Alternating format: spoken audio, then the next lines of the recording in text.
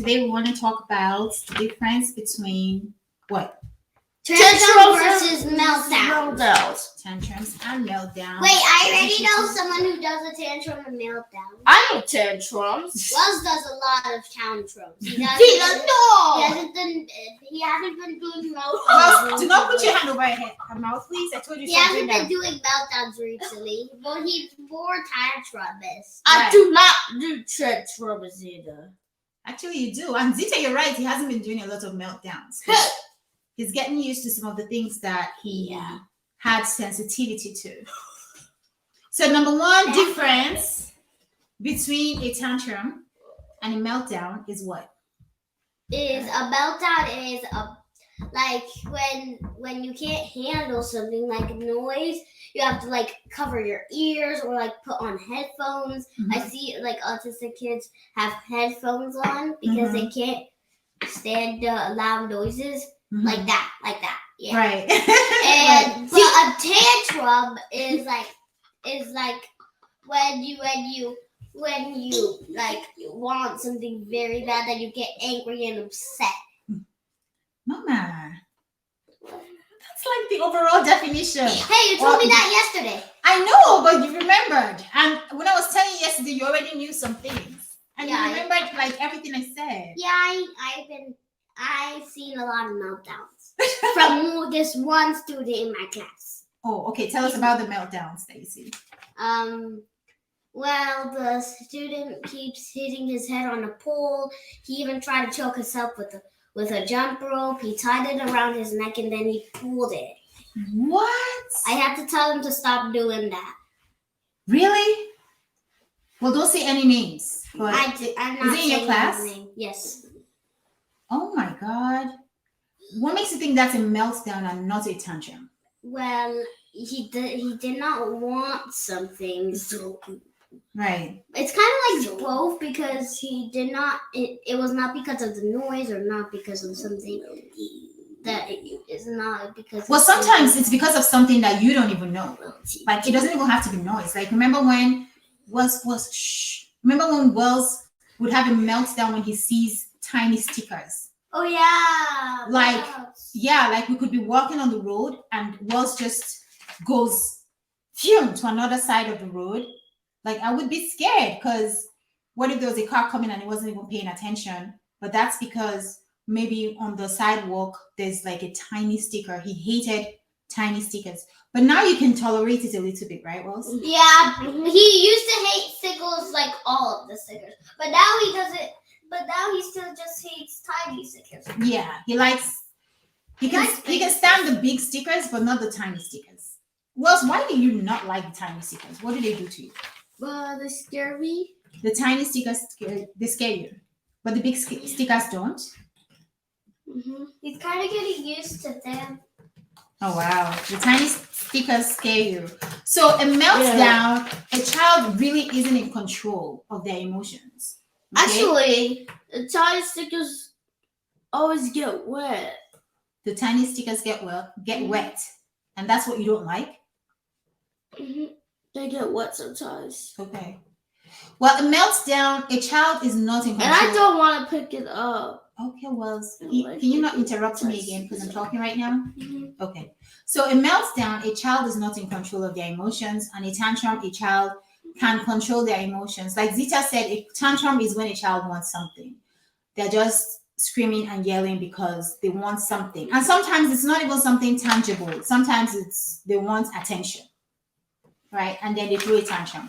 But a meltdown is when a child cannot help the sensitivity around them. There's something around them that they're sensitive to. And it doesn't even have to be just loud noise or sometimes it's not even loud noise. Sometimes it's a different kind of noise. It doesn't even have to be loud. It could be a screeching sound and that's something that sets them off, right? So that's like a major difference between a meltdown and a tantrum. Another difference, Mama, you're going to say something? I actually sometimes have like a little bit of meltdowns because I kind of don't like the screeching noise from the plastic plates. Not the plastic plates, like the cafeteria plates. In your school, Yes. you don't like the noise from the screeching Yeah, noise when from you the. when like you screech it and like break it, I don't like that noise. Yeah. So I just go sit somewhere else. Well, good job controlling your meltdown, Mama. Good job. So, number two difference is a tantrum we can ignore. We can absolutely ignore a tantrum because kids are kids. They will throw a tantrum just to get what they want. That one, it's okay as parents to ignore those tantrums. But a meltdown, we want to be careful not to ignore it because, like we said, the kid doesn't even know what they're doing or cannot control their emotions. It's just something around them. So, And not only autistic kids do it, because someone in my class does it and he's not autistic. does what? He has lots of meltdowns. What does it do when he has a meltdown? He hits his head on the pole. He tries to choke his. Oh, the same kid you were talking about? Yeah. Okay. Okay. Yeah, So, he also scratches himself with like something that's very sharp. oh, really? Yeah. Oh, wow. On his head. Oh, my goodness. So he has owies all over his head? Yeah. Ooh. Okay. So, a meltdown, I would say the best thing for a meltdown is to, what, you don't like me touching your back? I don't like it touching. Don't make him have Yeah, another touching. meltdown. Be quiet. So a meltdown, I would say the best thing for a meltdown is to avoid it. So parents, especially parents of autistic children, you want to be around your kids enough to understand what causes their meltdowns, what can trigger it, so that you avoid it altogether. Because children on the spectrum, like Zita is saying, her friend is not even on the spectrum, but who knows, right? But children on the spectrum especially will find a way to soothe themselves when they're having a meltdown. And sometimes those ways that they find are not really good and they're very harmful to them. So you see kids banging their head on the wall and you would think that it hurts them, and it does hurt them, but the truth is that it doesn't hurt them as much as whatever they're trying to run away from. So the thing that is stimulating their senses, the thing that is making them uncomfortable at that time is more painful to them than the pain that they're getting from banging their head on the wall. I know it sounds crazy, but that is the truth. So that's why you want to avoid it altogether, because after they bang their head on the wall, of course, naturally, now they're going to get a headache. Now they have. Actually, he had to go to the nurse. Actually, You have to go to the nurse, right? After- Exactly. He had to go to the nurse and he had to leave school early. Exactly. So now there's more complications to deal with because your child was banging their head on the wall because of the sensitivity. So you want to really, really avoid meltdowns from happening. But if it does happen, then you have to seek measures in place that can that can minimize the damage or the effect of whatever it is that they had to do to pull through the situation. So that's why some autistic kids wear helmets so that if they have to bang their heads, the impact is not so much. And then some of them would wear, like Zita said, headphones, big headphones to block their ears from too much noise. So those are the things that you want to do. And for Williams, it's not to bring, not to bring headphones. No, he doesn't. He got used to the noise of the blender and everything. But for Williams with the sticker situation, if I see that he's having trouble with a sticker, I will take the sticker away, or we'll turn the thing the other way so that he's not looking at the sticker if it's a sticker that we cannot pull out. But over time, sometimes he thinks something like small is a sticker, but it's actually not. So we just cover it up. Exactly. So we just cover it up just so that we don't cause a meltdown. But there's times. Do not think that a meltdown is something that your child has to have forever. Yes, they could have sensitivity to something right now, but it doesn't mean that we cannot help them get over that thing. Like for Williams, he hated the sound of blenders and vacuum cleaners, but over time, with me working with him, he did. and me working with him and me asking him to blend the stuff himself and help me with the vacuum, he kind of got used to it slowly and slowly. So just because it's something that causes a meltdown still doesn't mean that you cannot help your child get used to it a little bit better. But it's something that you have to do intentionally. Do not just ignore them and say, oh, get over it. It's just a blender, or get over it. It's just a sticker. No, you have to over time teach them how to manage the situation, so to speak, right? So even with Will, sometimes Zita would have stickers because Zita likes stickers, and then we'll tell him not to look at Zita's stickers because I can't have Zita not having stickers just because Wells doesn't like stickers, right? I don't So- really like stickers anymore. Yeah. Anymore. But at that time, you would bring stickers home, and sometimes I'll be like, okay, Wells, don't look at Zita's stickers. Just I like used to like stick them. leave her on my alone and house. everything. And I think that helped him too to kind of get used to it. Whatever fears that he had with stickers, he saw that whatever he thought was going to happen to him was not happening to Zita, right? So I think that also helped him to get used to stickers. Get used to big stickers, I guess.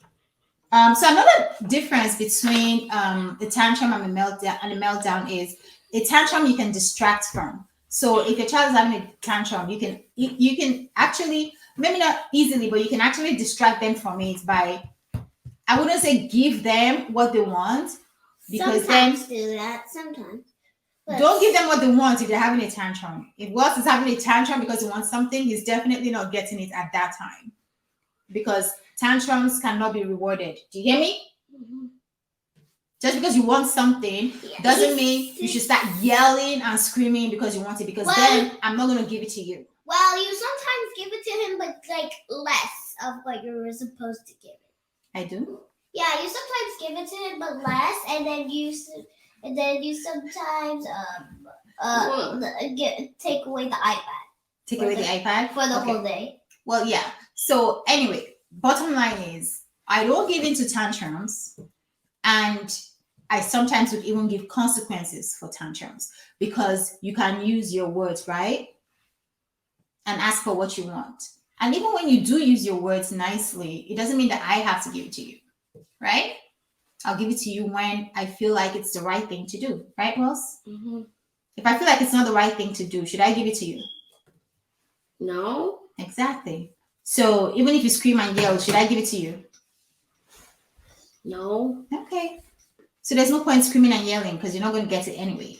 So, but a tantrum can be distracted from. You can distract him into doing something else. But a meltdown is something that your child is going through. As long as that thing that is causing the meltdown is still there, it's hard for that child to be distracted, right? Because that thing is still there. Say, for I instance, actually know what causes a meltdown for some people. you know what causes a meltdown? Yes. What? Like maybe like sometimes when you get an answer wrong, they like try to hurt themselves. They try to hurt themselves for getting the answer wrong. Yeah, and there's another student in my class who did that. And you don't think that's a tantrum? Well, They're just mad because they got the answer wrong. I think it's a meltdown. You think it's a meltdown? Yeah, Okay. but I'm about to fall off this chair. Okay. you're about to fall off the chair. Yeah. Wow. Okay. So I think we've talked about it enough. So for a tantrum, I already said you can ignore a child. Hold on, guys. Let me push this.